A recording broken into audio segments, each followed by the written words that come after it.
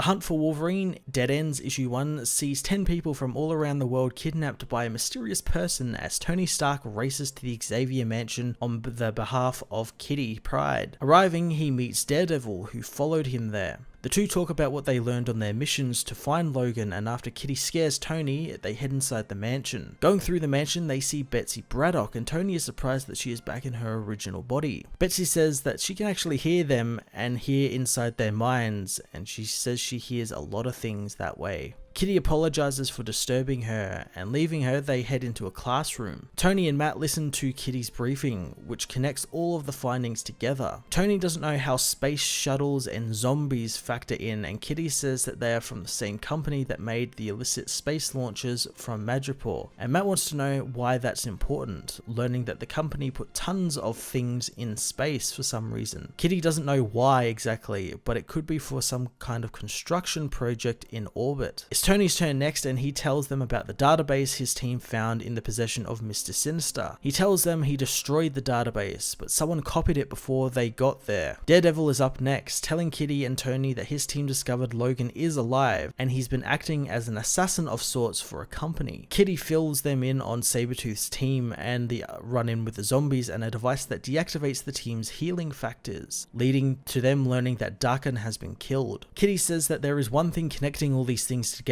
and it is Sotera. The three heroes begin to put things together since they all have had run-ins with this corporation in one way or another, and as they form a plan of attack, Daredevil hears something falling from the sky. Proximity alarms begin to trigger, and the group watch as four pod-like things crash towards Earth. Kitty deploys her teams as Iron Man suits up and races to the falling pods with Storm and Firestar. As Kitty and Daredevil get the students to safety, Iron Man tells Storm and Firestar the pods are aimed directly at the school, and if they hit, they will act like a nuclear bomb. The three heroes grab 3 of the pods, and while Iron Man's small dampener devices attach to the hull to stop it, he moves on to the final one, but it gets away from him thanks to the speed it's traveling at. Friday says that they can't catch it, and to save the school, Kitty uses her phasing powers to phase out the ground, causing the pod to phase through the planet and into a magma layer. Kitty is tired from the strain on her powers as Daredevil tells him that there is something else that has come to the school. Nearby, they find a man and 10 dead bodies. The man says that he's sorry for the theatrics, but his boss likes to put on a show. The man's boss shows up and calls herself Persephone and knows who all the heroes are. The woman wants to thank the heroes for saving the world since she wouldn't be there now if it hadn't been for them. She also reveals that she does indeed have Logan in her possession, and she is behind everything else these teams have discovered. Storm says that she made a mistake making an enemy of the X-Men, but Persephone doesn't think so,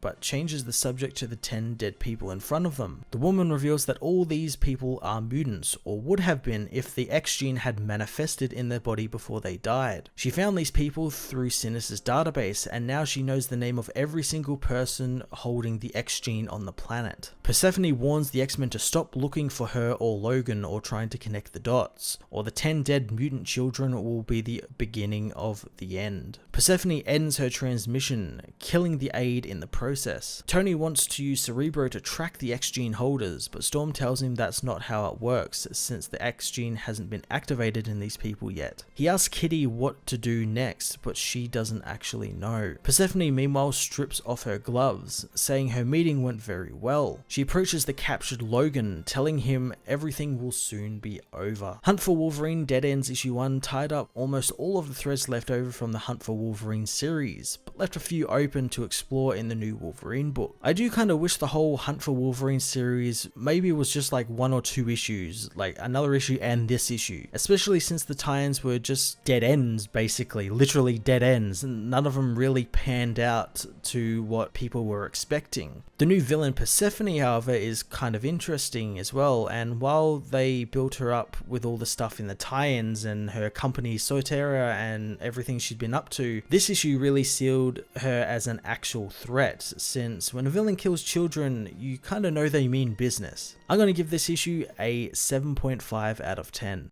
Hey everyone, thanks for watching my newest video. If you enjoyed it, you might also like to check out my other reviews here on my channel. You can also follow me on various social media platforms like Twitter by searching Matt_FOS, or even join the Comic Multiverse Discord server and chat with other comic book fans, including myself and Joel from Cape Joel. Want cheap comics and trades? Head over to the book depository with the link in the description to get the cheapest trades and comics around, along with free shipping anywhere in the world. Until next time, this has been Matt of the Fortress of Solitude. Thank you so much for watching.